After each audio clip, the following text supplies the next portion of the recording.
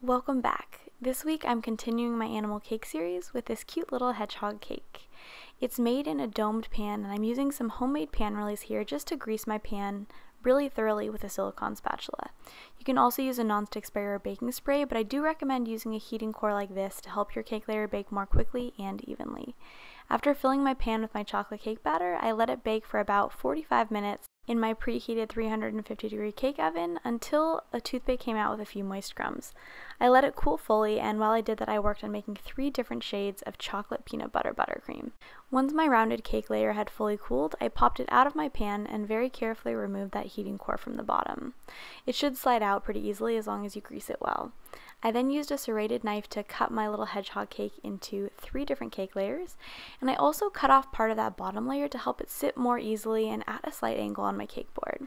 I added a pretty generous layer of peanut butter buttercream on top of that and smoothed it with my small offset spatula.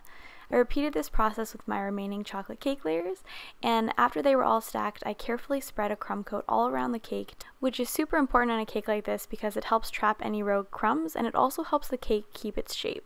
Once I had covered the cake layers completely and smoothed it out, I popped it into the freezer for about 10 minutes until the frosting was firm to the touch. Then I set to work creating our hedgehog's kind of belly and face. I smoothed on some peanut butter buttercream, added on some fondant facial features and some cute little ears, and then I used a slightly darker buttercream, which I added a bit of cocoa powder to create my little hedgehog's arms and legs.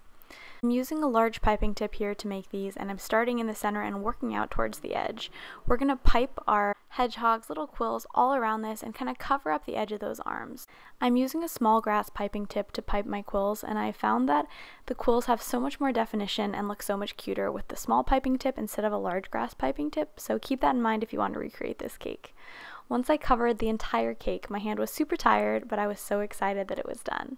I thought this little hedgehog looked so cute, and I was so happy that I built him at an angle because that way you can kind of see how cute he is without having to have a complete overhead look or view of the cake.